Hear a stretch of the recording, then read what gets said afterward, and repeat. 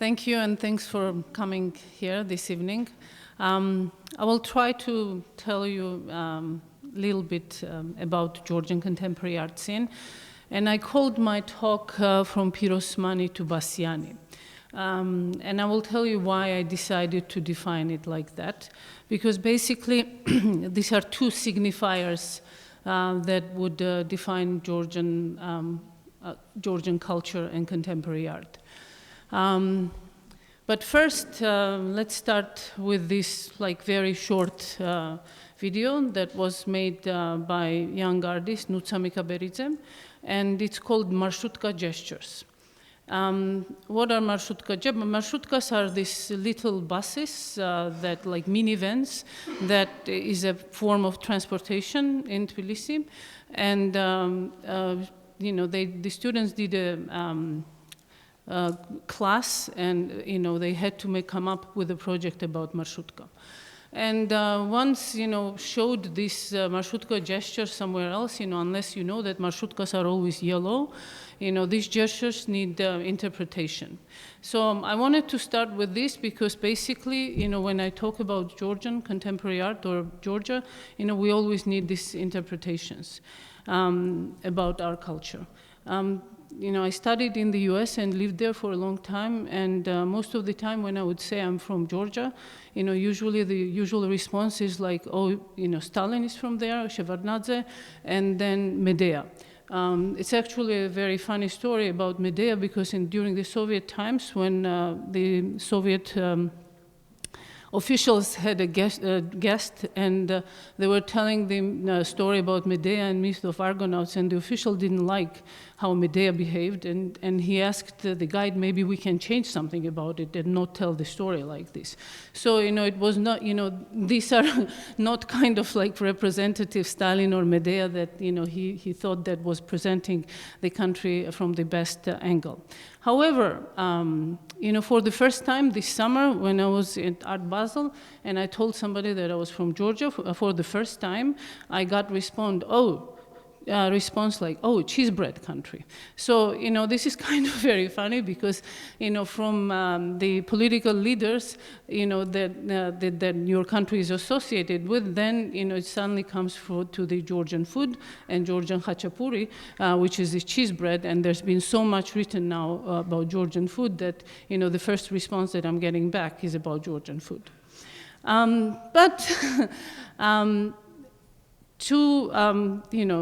To the better side of it, it's also like it became the country of Bassiani, because now Bassiani is a nightclub, the techno nightclub, and Georgia has been called the capital of the club scene.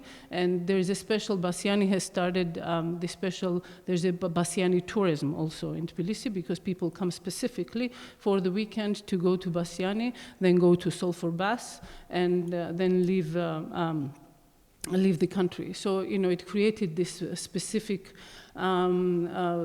tourism. So now let's talk a bit about Pirosmani and why I said that Pirosmani defines our culture. Also, because speaking of it, please bear with me when I try to make I want to go to the full screen, and I'm sorry that.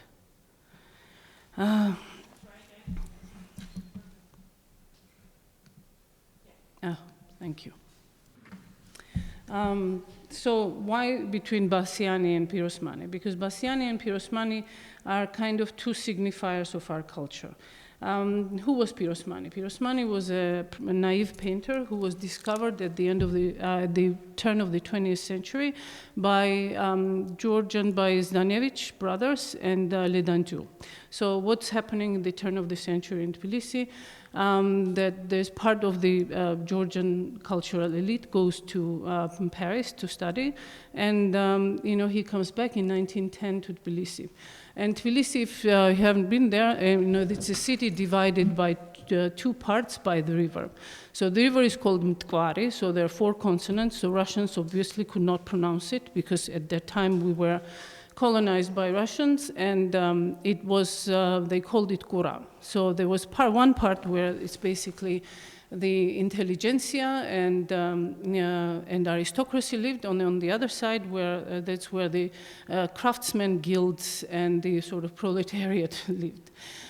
So them being Bohemians, they went to the other side of the city. In one of the tavernas, they discovered, they saw the art that was very similar to what at that period in Paris everybody was excited about. Like avant-gardists were looking at André Rousseau, they were looking at the art from Africa. So there was this, primitivist painter that they immediately were taken by him. And so meanwhile, who was Pirosmani was a former railroad worker who always dreamed to be an academic painter and wanted to have the skill to paint like an academic painter. And he made his living by painting in these tavernas and, or painting the people who were having, his neighbors, basically. So they brought him to the cultural elite side and introduced him to other artists. But it was very short-lived because soon, obviously, he was there was a caricature of him published, and he was very offended by it, and he was soon forgotten. Basically, in 1918, he died in poverty, completely unknown. So why am I telling you this story? Because Pirosmani is a Picasso of Georgia. So if you ask anybody on the street in Tbilisi, tell me the name of the artist, it's Pirosmani. Thus, Pirosmani, in a way, defined who the artist is. And me, as a dean of the art school, I always think about, the sort of a role model that is in society of who the artist could be, right? What happens later? I'm just really going quickly, but in 1968, there was a great film made by the filmmaker Georgi Shengelaya, and who plays the role of Pirosmani in this film, but another artist, Avtovarazi, who was an amazing artist, but he had an he was a drunk, basically, and he had a drinking problem. So that happened like this thing that, who was Pirosmani was like this overlaid by the image of, Avtovarazi, and then, this whole myth of Pirosmani was created because in 1930s, it's a known fact that a lot of people who owned Pirosmani and had his work, at home, they burned the work, the paintings, because they were afraid of, repercussions from the officials. Something like this could have been found in your home, and you might have ended up like either shot dead or, sent to Siberia. So, so this resurrection of Pirosmani image happens in the 60s, and happens also that so that the sort of the identity of how Georgians are defined now, or during the Soviet period, is very much associated with him. So who he was and what he painted was this, he was this romantic image of Georgia was created after his paintings. Georgians are have a good food, they have fun, they sing, and thus who is Georgian. But it's very interesting that this sort of image of a naive painter has become, one thing that I want to pay your attention to, that we were never, like the word, after studying in the US, a lot of times I thought how we never used the word colony. And then there is a lot of talk about the post-colonial art, how being colonized by another culture, defines you and all that. But basically, we were a colony, and think about it. Like naive painter fits perfectly in the image of a colonized country, because we had a number of very advanced artists like David Kakabadze, for example, whose name you haven't heard. And you don't know about him because he was not sort of, made into the role model or, publicized as much as Pirosmani. So, you live here in Salzburg, or, you've been to Vienna, and then what happened is like Pirosmani was the only artist whose work was shown during, in 1969 in Louvre. There was his personal exhibition there, and, last year in October, there was in in Albertina, there was a big exhibition of Pirosmani. It's also interesting that this exhibition was organized, the curator was Bice Kuriger, and it was organized by Infinite Art Foundation. I think also the background of this Infinite Art Foundation, how things like this happen, is very interesting. I'm always interested in the histories of the exhibitions and what makes exhibition like this happen. Imagine from 1969 until 2018, no painting of Pirosmani lives, or no Georgian artists have historical artists has such major exhibition outside of Georgia, and it's an interesting fact how this exhibition happened. Some of you who have seen it, it was parallel to exhibition of Claude Monet, and obviously very many people saw it. And then the exhibition traveled, and it's still up at the Van Gogh Foundation in Arles. What was interesting is that the exhibition was made.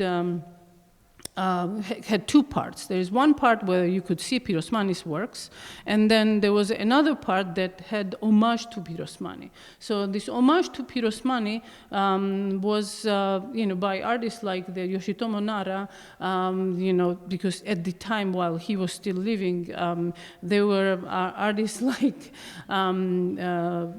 Picasso and Mondrian made works dedicated to Pirosmani. But the exhibition, this has work of Kiki Smith, Baselitz, Nara, and Tadao Ando. So it's interesting to know why Tadao Ando, because Tadao and how they convinced the organizers, Tadao Ando, to make a piece about Pirosmani. Apparently, Ando also used to be a truck driver, and they made the exhibition organizers urged him and told him how Pirosmani was a railroad worker and how his dream. There is a saying that Pirosmani dreamed about having artists sit around the table and discuss art. So what Tadao Ando made a table for Pirosmani. I'm trying to find the image, dedicated to him. It's a big table with blue roses, which sort of like brings together the dream of Pirosmani, also the legend of Pirosmani, that he was so in love with this actress Margaret that he sold everything that he had to buy the roses and fill her, room or house with, she was a visiting actress in Georgia from France. But now let's talk about what Pirosmani is for contemporary Georgians. What you see here is a young artist, Mari Guaharia, and it's her versions of Pirosmani works. So it's like Pirosmani mixed with contemporary pop culture. Before we go on that, let me tell you one thing about how Pirosmani's work is shown in Tbilisi, because in the National Gallery, since 2010, there is a permanent exhibition of Pirosmani, and the exposition doesn't change. Now, I am the dean of the art school, and we're the first school in Georgia that accept students with the portfolios. So when the young applicants come, they show me their portfolios, and we have these interviews with them. And guess what? Very few of them go. I always ask them if they've been actually to the museum and if they have looked at actual Pirosmani work. Most of them, have not, unless the school hasn't taken them, because you can also not blame them, because in a way, Pirosmani has become like Campbell's soup can for us. Why am I saying that? If you've seen, been anywhere, there are restaurants named after Pirosmani, not only in Georgia, outside of Georgia as well. Pirosmani's first name is Nikala. Mirzan is a village where he was from. It's a brand of the restaurants and also the beer. So Pirosmani, we eat Pirosmani. And for this generation, Pirosmani is associated with food or pop culture like this one, that, makes kind of analogy with Kill Bill, with Kill Niko, and with actress Margaret, or like Pirosmani's painting, the girl with the red balloon becomes a minion. And this is not, another thing is like, this is not by any means like demeaning Pirosmani. On the contrary, this is them like making Pirosmani theirs, because, realistically, this is a generation that our museums do not have exhibitions of contemporary art, very rarely. So we basically, in 91, when the Soviet Union fell apart and Georgia became independent, the museums have not acquired a single work of contemporary art. So, when you talk about, for the young generation, unless you take them to a special studio and show them what happened in the 90s or the 80s, they have no local references. So I call this very much, generation zero, or, this is completely tabula rasa in terms of contemporary art, because they don't have immediate references. So thus, when they come, their references come from, international pop culture. And, my favorite thing is when they would come and they tell me in the interview, and I ask them, so who is this, or what are you looking at? And they tell me, this is a very, famous artist on Behance. And I'm usually flabbergasted and ask them what's, because so-and-so has so many followers. So what's very interesting for me, because what I'm realizing that they know different art history than I do, because how am I to argue with them? Because the museum doesn't have the work. When I come here, the first thing I did when I arrived in Salzburg, I wanted to go to the museum and look at the show. So whatever I'm going to show next, please keep in mind that, this generation travels a lot, so they go abroad a lot. But at the same time, the exhibitions that, we all enjoy when you live abroad and you have a museum and you can go and see an exhibition, they don't get that. Okay, and so their references or what they're looking at comes from a very different, source. This is, so there are, why contemporary Georgians also? Because I wanted to show you, this is Georgian supra that you saw, like Pirosmani done by a young artist, Salome Jokhadze, and it is a digital image. She works in many different medium, but, and this is like, I often get asked, because if you've been to Georgia, you know that you are like these Georgian tables and tamada, and this is a tradition, and everybody explains, and when you come for a week, it's fun for you. But when you have to sit at this table for a long time and listen to somebody's toasts endlessly, it can become like this. So this is, this is, younger generation's response to it, or like this, that Marigo Harias, yet another, lost in translation with Pirosmani. Again, I'm not saying that, Pirosmani is not meaningful for this generation, but at the same time, they are absorbing or assimilating it the way they know, what they know with the pop culture, like we all know, or you all know. Now I want to make a little diversion and tell you about, about the interpretation of gesture, of the marshutka gesture. Let's go back to that. And what I do with the Kunsthalle Tbilisi. And why it's called Kunsthalle, because a lot of people think that it's some kind of a German, museum. But it's basically, I founded it 2 years ago, and it was, I modeled it after European Kunsthalle, was my role model from Cologne that Nicola Schaffhausen and Vanessa Müller founded. And it's a nomadic space, because another thing that in Tbilisi we don't have, basically we don't have a white cube where you can show art.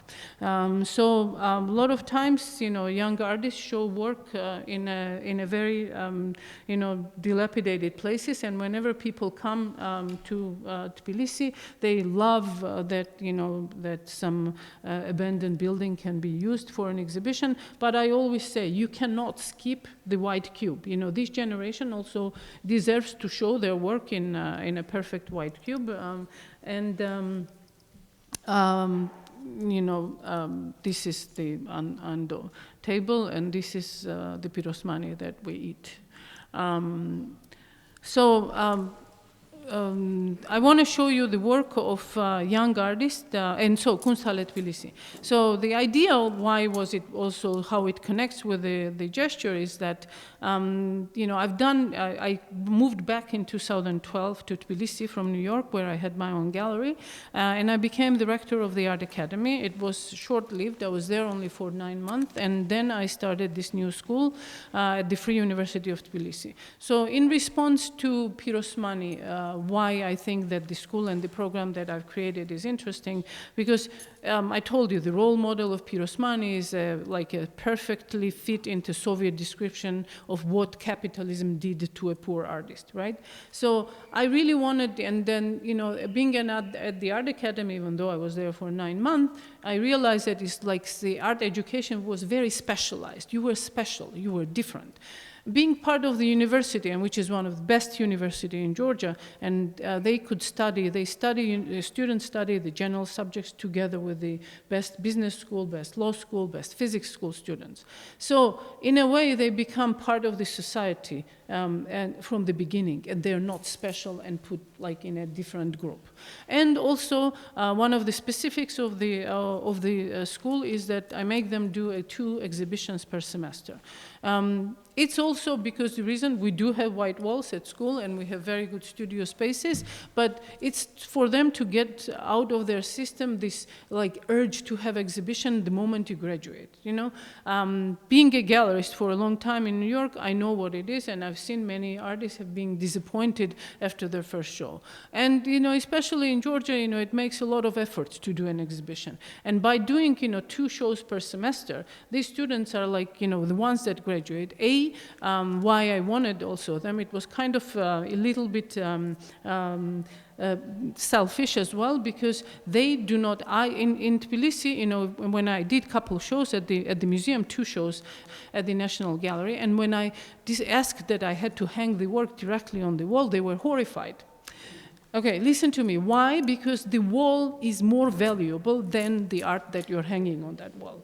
You know, because the repair of the wall is like, you don't know what kind of reaction it is you get from the museum. And I had to put aside a separate budget to repaint and repair the walls for them. Because this repainting the walls or, you know, hanging something directly on the wall was horrifying.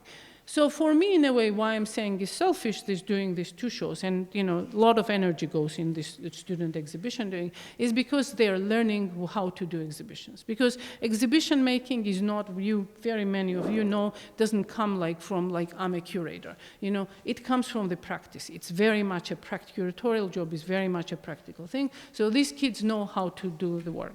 So I'm going to stop talking and show you a few images so you know what I'm talking about. So one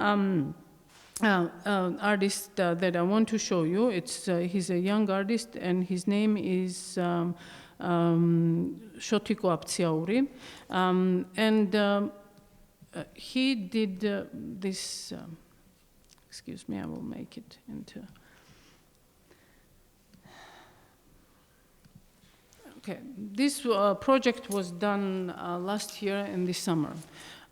So we know that Georgia has, since 2008, there was a Russia-Georgia war, and we have this sort of crawling, not sort of, but a crawling occupation that's happening not far from Tbilisi. So there are villages that are divided in half by the Russian army, and there's a border that they move, you know, sometimes with for 30 meters, sometimes more, and you know, there are cases when, you know, the people have woken up and their house, and they end up, they are not in Georgia anymore.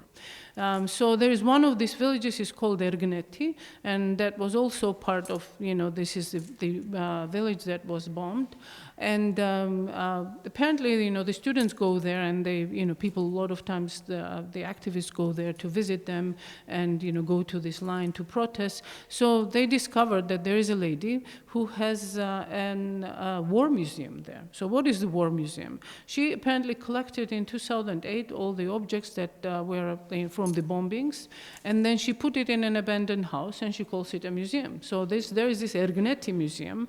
So this young artist, Niko Pirosmani, who actually was also a part of the Summer Academy 2 summers ago, he went to the village and asked, you know, negotiated with the lady and asked to borrow the museum, you know, the artifacts from the museum, and brought it to Tbilisi. So when is this happening? happening. You know, this is the World Cup Championship in soccer that's happening in Moscow, and it was happening on July 15th, as you remember. And he first negotiated with the, why I'm telling you this, because, you know, it's not easy to get permits, you know very well, but he negotiated with the stadium in Tbilisi to allow him to do the exhibition there. First they said, okay, and then he found in the center of Tbilisi a sort of neighborhood soccer sports playground, and he exhibited this on July 15th during the time when the final match was happening in Moscow and the soccer field. So it was a rainy day. So what he did, he rented this tent, and it's a Russian military tent. What I often say that, being there, one of the things that was like from the images that you will never get is the smell of the tent. It was very intense, but, and these are the artifacts that he brought from there, and some he mixed it up with his own work, and this is what it looked inside. Why am I showing you this also? Because, you know, there are lots of times that you have to understand when we have a history of such a political or propaganda art, and, you know, people, or even this generation, even though they are post-Soviet generation, there's a certain fatigue within, art that is associated with politics or propaganda. And why I liked, and I sort of think that this was probably the best work and installation work done in response to Russian occupation, is because it was so subtle. It never mentioned anything anywhere. When you would go without even knowing the story that I told you about the village, about the war museum this woman created, or the artifacts, you were getting the sense what you were looking at. And I think that is this is kind of what is important, and that's why I think that his work was so sort of timely, also in response to the event that was taking, and sort of, and also it was happening in the summer. So here is, this is one guy, and now I want to tell you about Kunsthalle Tbilisi and the projects that I've done there, because this is the artist Niko Pirosmani.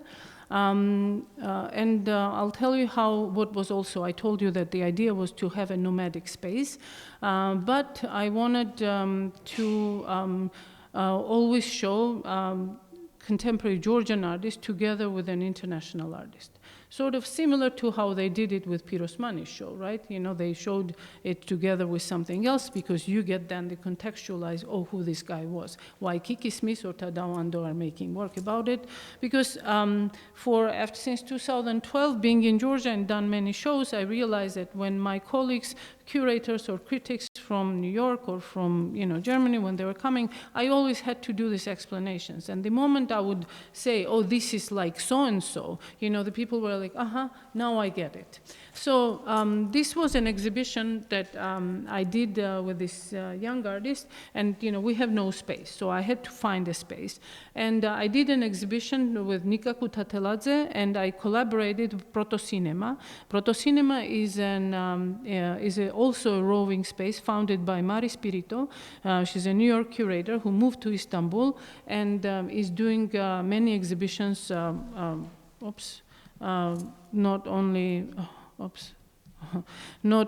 in Istanbul, but outside of Istanbul as well.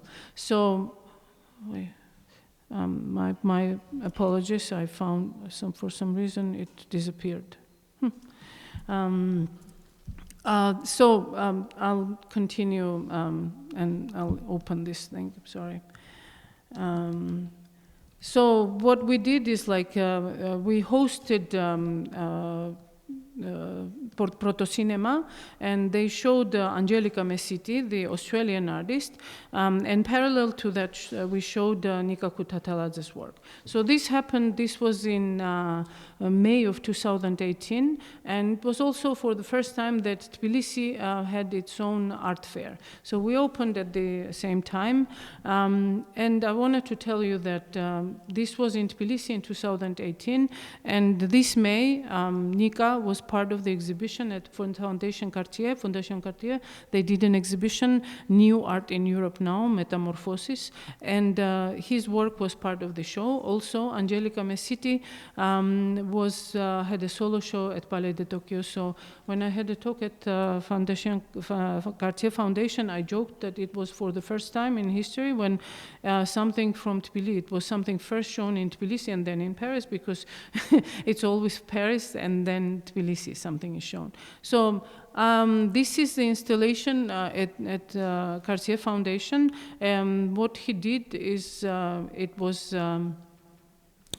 he took the house from the mountains in Georgia. He took it apart and brought it to the Cartier Foundation. But it was shown also inside and outside as well. So imagine this Jean Nouvel building, and first he wanted to make so that the house was sort of united and shown inside and outside. But then they agreed on something else. So this is the project that we did in Tbilisi. So what's interesting is that this is it was called Watermill on former Pavlov Street. And this is an actual watermill that is also from the Guria, which is sort of almost abandoned, mountainous villages. That in the 90s, when the Soviet Union fell apart, these watermills were very important. But what the artist wanted, he wanted to put it inside of the Khrushchevka. Khrushchevka are these efficiency apartments that are all over the Soviet Union, and these are efficiency apartments built in the late 50s, early 60s. In a way, this was like a perfect, utopian matchbox apartments for the workers, or to live. And they had, very low ceilings. And he had a very specific requirement. He wanted to find a Khrushchevka that hasn't been renovated, also had the original furniture from the period. So what you are seeing, for example, the artist was saying that he wanted specifically this green furniture, which was a very typical Soviet furniture, or like that was coming from Romania, usually, that was sold in Soviet Union. And what happened is like these two architectural, buildings were put together, and it came up as a very interesting artwork. So this is so it was a kind of work to find an apartment, find a person who would rent the apartment to us and also would let us do it. Another thing that, we talk about like lack of infrastructure in terms of the art, but what's very interesting is like to do anything like that, and because of having a gallery in New York or doing exhibitions in Europe, different places, to get permits to do something like that, imagine, put one structure into another, and that obviously is like, coming outside. I will show you what it looked like from the street. This is what it looks like. It was, and then it had a sign, Kunsthalle Tbilisi. So you were seeing this from the outside. So it was also the sculpture, but also when you're looking at it, I don't know, a few years ago when the Georgian pavilion was happening, was done in Venice, the exhibition was called Kamikaze Lodge. What you're seeing now is the facade of the building, because Kamikaze Lodges are called those additions to the actual existing buildings that, in the 90s, people started adding to their living quarters, to their apartments. So, but, I want you to understand, imagine, the Soviet Union falls apart, and this is kind of manifestation of the first public creativity. People suddenly realized, I'm free, I can do whatever I want, and what they start working with their living quarters. So Kamikaze Lodges, if you ever come to Tbilisi, are these absolutely crazy, constructions and additions to the buildings, and that you could never imagine that, somebody could do it. But these were done in the 90s, and this project was realized in a space like that. So when, the visitors would come, it was more to see also. There were like a double sculpture that we're seeing, looking at the building, and in itself, because it's something to view, and then go inside and seeing it. Also, it's very important for you to pay attention that this was a residential building. So in a way, he had to do quite a lot of social work in terms of, to the people, living in the building, explain what he was doing and why he was doing it. And one thing that I really liked, while doing this project, because anyone from the neighborhood, when they would come in, they did not ask many questions. They understood it. Why? Because renovated Khrushchevka apartments are usually rented by people who come from the villages, to work in the city. So it's very understandable for them, sort of seeing this, basically heart of the village, which is a water mill, where they, get the corn mill, what they, in Guria, it's basically in that part of Georgia, this is a main staple for food. And then them seeing that in this apartment, it was kind of strangely understandable to everybody. I don't know, the artist was also very interesting for him. I want you to know, because I remember how the Cartier Foundation curator told me that when I asked him, let's do this project, he was not sure about it. And he laughed, because usually when they offer an exhibition to somebody in a group show or anything, everybody's very happy, let's do it. But he was skeptical, because he was saying, this only works in Georgia, because the context is understood here. Obviously, he always works, this artist always works with the living spaces. And this is a very interesting project that he did, because basically this is part of it's not like he suddenly woke up and he said, I want to bring the watermill and put it into the Soviet apartment. What you're looking at is the project that he did previously, and it is the playground from his childhood that the city was destroying, and he rented back the apartment he grew up in. He cut up into pieces this playground and displayed into the apartment. And this, why I'm showing this. This was not, what I showed before, watermill was a Kunsthalle Tbilisi project. I did it with the help of the municipality money and some private donors. This, the artist did on his own. And this is the difference between the generation of this and the previous artists, previous generations. This is almost like a grassroots, artistic movement. He had an idea and he made it happen. Another thing is, like, his dream is not to go to abroad and to do it. Moving back from New York to Tbilisi, I always said that right now, and I felt the energy, because in Tbilisi, I felt that, now it's a time where somebody can be living in Tbilisi and have an international career. In a way, this guy is, for me, the justification of that, because he has not moved anywhere, he's done the work, he always did exhibitions in Tbilisi, and he was part of the exhibition that sort of displayed new art from Europe at Cartier Foundation, which was very, interesting and a really good exhibition. So without moving, and there was not, it's important for me to also to explain to the students, that it's not necessary for you to move to Berlin or New York or London right away to have an international career. This is also comes back to the idea concept of Bassiani, because we were talking about it, calling Tbilisi or the cities, like New Berlin. Come on, we are like a struggling economy. Germany is the third largest economy in the world, plus with the cultural, the wealth that the country has. We can never be compared to Berlin, right? It's very flattering when they compare Tbilisi to Berlin. But what's interesting, I think conceptually, is that today, center is everywhere and nowhere. Tbilisi and Georgia was always a periphery. It was a periphery of the Soviet, empire. It was a periphery of the Byzantine Empire, but somehow now these sort of peripheral centers are becoming much more interesting, right? And as this interest comes, and this being interesting or comes from this drive of this young generation of artists to define themselves. You're not defined anymore by another empire who tells you, oh, Pirosmani, this naive painter and naive Georgian artist, while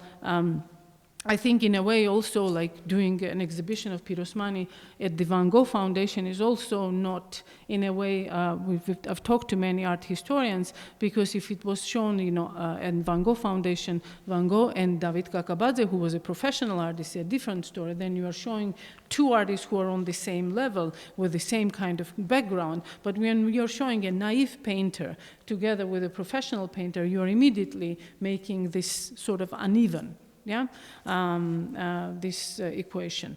Now, the next thing that I wanted to show is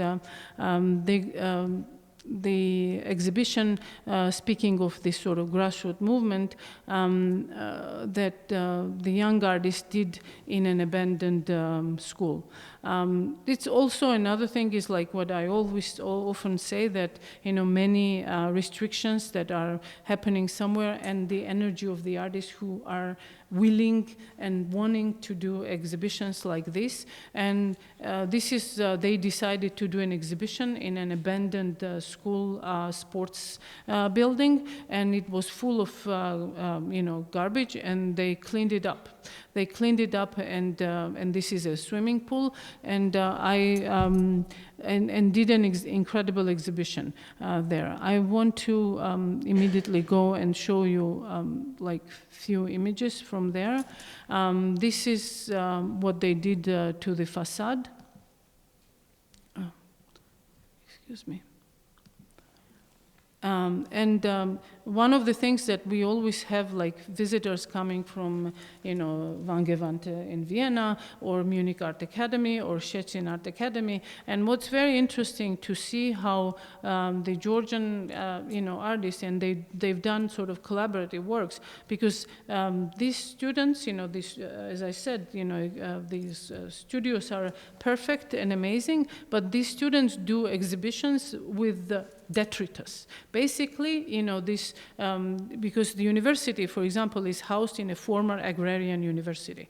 The former agrarian university, what was junk for the rest of the university became material for the art students, because they had, the 1960s and 70s, agrarian laboratory furniture and, different gadgets from there. So everybody started making art from there. So, when when we take the students from Munich Art Academy to Eliava, which is a like construction market, where also the parts of the Soviet, old gadgets are sold part by part, and then also where people, when they want the new to make something new, this is basically art production store. That's where they go to do production. So they did performance, and it was a one-day exhibition, and they worked on it for the whole month to prepare it. And everybody who was like, all the curators, Art Asia Pacific wrote a lot about them. Art Forum mentioned their work. Because why? Because the work was very different from anywhere else that you could see in Tbilisi, and making it basically from nothing. They made this place extremely interesting, and this was an incredibly interesting work. This was, you could see that it's like a fly from the from pants, and you could open it, and it was because the building had lots of holes, the walls. So you could open the zipper, and then you could look through in another room. So it was a weirdly sexy and voyeuristic piece, but how this young artist came up with the piece to do it like that, this was an interesting piece. Toma Akimidze made this work. He wanted to make a room, a burning room, where he could walk in. And, it was obviously very dangerous, and we were telling him, and mind you, none of the professors, nobody got involved in, interfered with the exhibition. So he did it, and he filled, they were like this, with a special oil that they use in the churches, and he lit it, and they made a great video, and he could walk in it. So that was extremely, impressive piece. And this is only second-year student also. it ended. What was very interesting, that obviously it was in the neighborhood, and around. It was a German school. They invited these kids who lived around, and they did a supra. So they cooked, and it was a meal. So to get the people from neighboring buildings to come. And they all came, and it was obviously, it's contemporary art. It's a lot of times not understandable to everybody, but it was a very nice gesture. So instead of the static Pirosmani supras, it was this sort of the neighborhood kids being happy, and their parents also coming over and looking at the work they did there. And one last thing, I could go on and show you a lot of work, but one of the second, I told you about the one project of Kunsthalle Tbilisi, but wanted you to show this young artist, Salome Chigilashvili, who, this is her piece that I showed you with the zipper. It was called Between the Layers. And she did multiple pieces of this. And this is how you could see it, like looking through the hole. But she's also, and this is in the window project. It was also one of my projects that I came up with when in Tbilisi, because I realized, going to the galleries, it was the same group of people going to every gallery opening I would go. So I realized that people who are not, that happens in New York everywhere. When you don't know art or the gallery, people think that you have to buy a ticket, and you're always like embarrassed to go in. Like there's many works that somebody has done, how intimidating the gallery entrances could be when you don't know how they function. So I didn't want to do a gallery in Tbilisi, but I wanted to do it in the window. Inspiration was the wrong gallery in Chelsea. So this is a historical building in a center on the main avenue, and it's an interesting story how I negotiated it with my partner, Tamuna Waberidze. Then, this is the entrance to this piece, to this window is through the stage of pantomime theater. So we went to every play the pantomime theater did, and then we approached them and asked them if they would rent us this window, and we show contemporary art there. This is also, was specifically selected this space because it's across the street what general public thinks is art. So it's a little, there's a little street market where they sell the copies of different, still lifes, but it's also the bus stop. So you can stand and stare at these pieces as long as you want. Nobody's gonna come up to you and ask you questions or anything. So there was, a lot of many interesting projects that were done. So Salome's piece in a large scale was done there, and you could look through and see the stage of the pantomime theater when they were practicing. But this is one of the most interesting pieces that she did. She embroidered the plaster floor. I want to tell you that this is kind of, Sol Anton called it poor man's modernism, because she takes nobody could believe that she did this project, and she actually embroidered the pieces of plaster, and embroidered then with the details, and did the whole floor of this room, and was shown during the Oxygen Fair in Tbilisi, which is also the parallel fair. And this is how she started making them. These are one of the first pieces. They were smaller, and she would actually make holes and then embroider it. Her idea, when she told me when I saw it, and I couldn't believe that she was actually embroidering the plaster, she said it was because men are always expected to build and women always embroider. So she wanted to embroider the hardest surfaces one could look. And this is what I was looking. I will end with this, and then I'll take questions if you have. This is an exhibition that students did on an abandoned building. It was basically they destroyed the building. They were going to construct a new one. And on this facade, they did a one-day exhibition. It was absolutely spectacular, first of all, because it's very painterly. You see like the remains of old, wallpaper or the bathroom tiles. And, they went around and installed it on this facade, the works. And this is Salome's embroidered canvas there. Again, it was extremely dangerous. When I saw it, I almost, really was very scared that they did it there, but it looked absolutely fabulous. So on this note, I would, end this conversation. And if you have any questions, there's so much more that I can talk about, but I don't want to, one last thing about Bassiani, I'll say. Because Bassiani, I showed you what visual parallel of what the artists are doing, what Bassiani has done, because it's very much,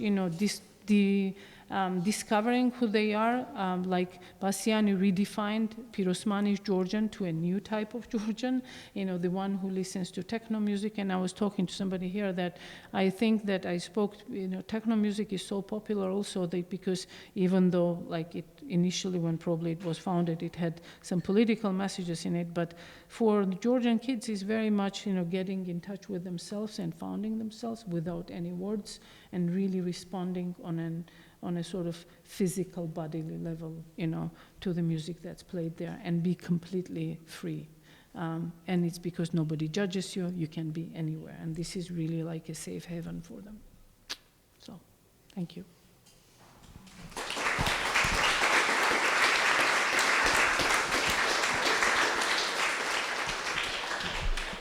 Thank you very much for this super interesting talk. I would like to ask the first question, perhaps it's stupid, I don't know. What about the art market and the collectors from Georgia? So I know they go abroad, they are international artists, but is there also a local art market which provides them? Yes, that's a very good question. First of all, I spoke only about artists who live inside of Georgia. I'm very proud of the works of artists like Thea Georgiadze, Androvekua, Tamara Kei, Anna Kei. There are many Georgian artists who live abroad and are very successful.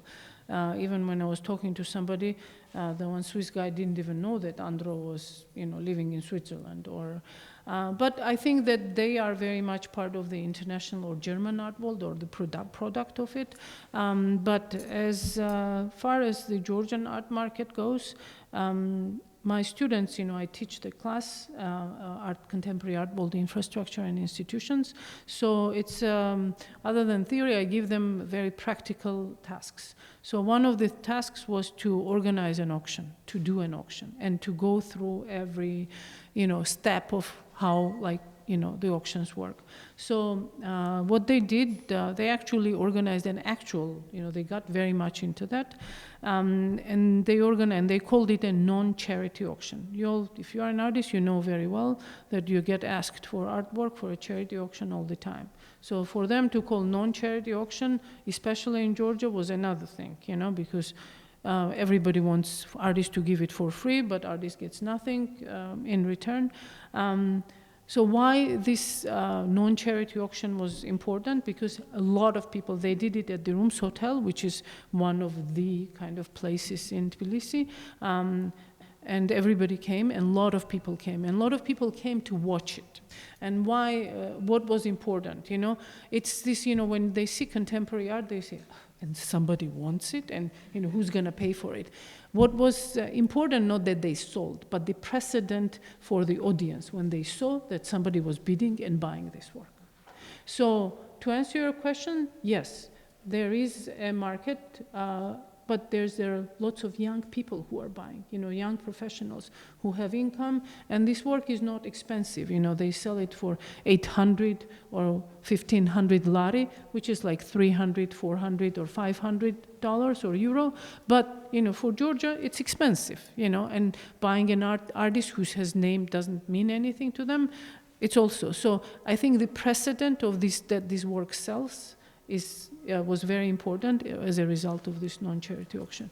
So to answer your question, yes, there is, but not in a larger scale. But I think for the beginning, it's very promising. So other questions?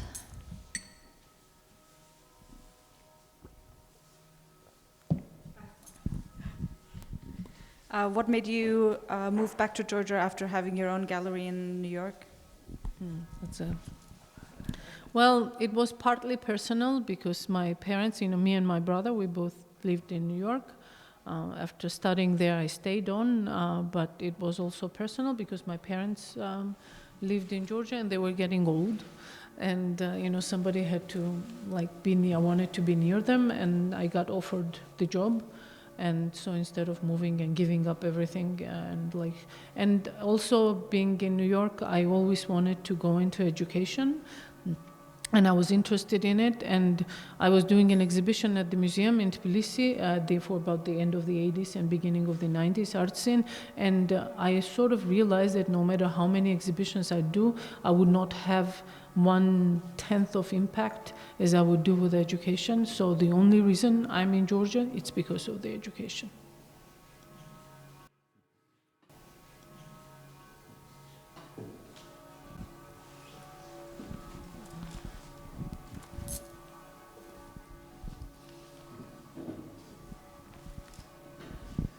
No, I want to ask a little bit about the institution.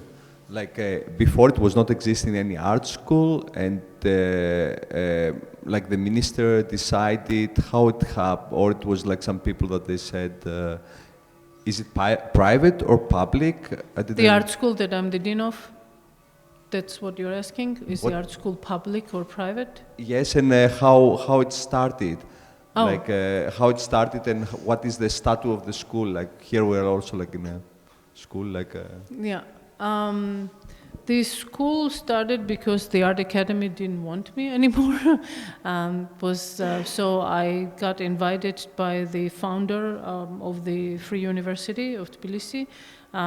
It's basically, he was the only oligarch who invested in education in Georgia, and it was the best university.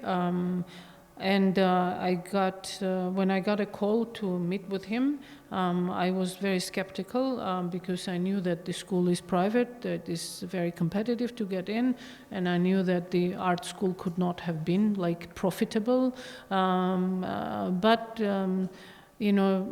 We started talking, and I realized that I was very much interested in creating this school, and I didn't know much about Bologna process, and I learned everything about it, and I created the program together with the university, with the founders. So it's the last department that we added. We accept only 27 students. We accept with portfolios, so imagine we had to compete with a 100-year-old institution. Art Academy, that was in Soviet Union, there were only 3 art academies, so it was a very important institution. And also that I had to introduce the portfolio. Not even established artists had portfolios in Tbilisi, and suddenly I'm asking 18-year-olds to present a portfolio.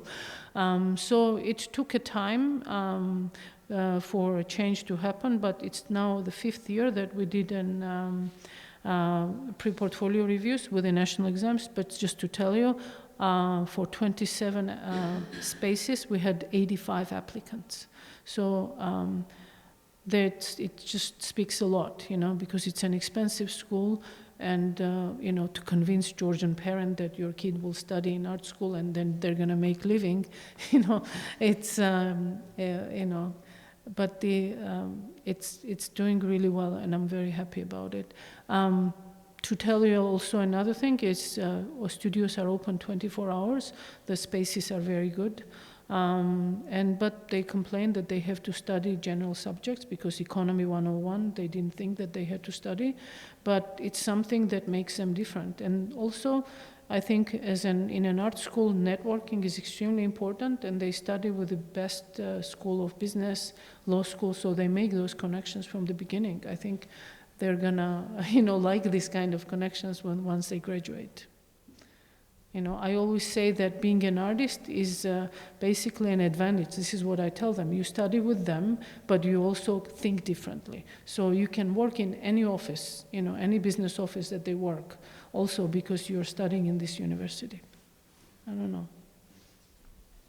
if I answered your question, but okay. Thank you so much for shedding light also on all of the tough negotiations that go into culture work and some of the obstacles one has to encounter and fight. The program that you've just related sort of answers my question to a certain extent, but economics and law, can I come? And what could we from the Summer Academy also learn from your institution? What? A summer? From this, what can we also at the Summer Academy learn from your institution? I mean, I really, I cannot I won't give advice like that because you are such an institution, and I'm also like so many of, even one of our professors came here for one summer and did the work. But whenever I go to, I do a lot, I get invited to different schools to do crits. I think,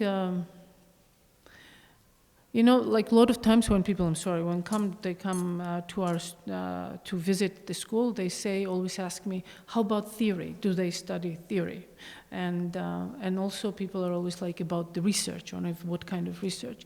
And I answer like in one of the famous like Soviet TV shows, somebody said there's no sex in Soviet Union. I say there's no theory here.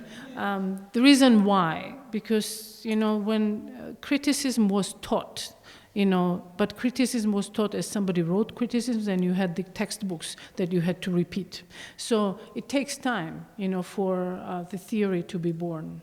And obviously they do study, art theory, but when it's not your own, I think it's, hard to internalize it. And I think this is a generation that will come up with their own theory, because after doing and making, right now it's a very doing-oriented, making-oriented work. But, more and more they're starting, doing research or adding theoretical part to it. So we can learn from you a little bit of theory and vice versa, I think, You can learn from us to make work from detritus and not from the art school supply or art supply stores. I don't know, because...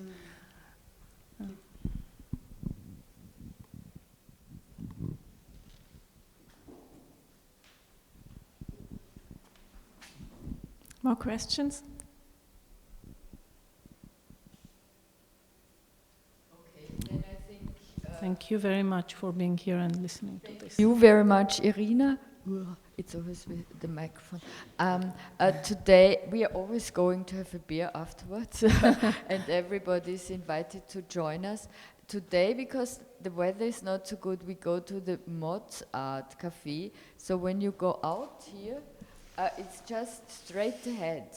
There's the Heimatwerk, and after this is this peculiar cafe, but we will go there. So thank you very much.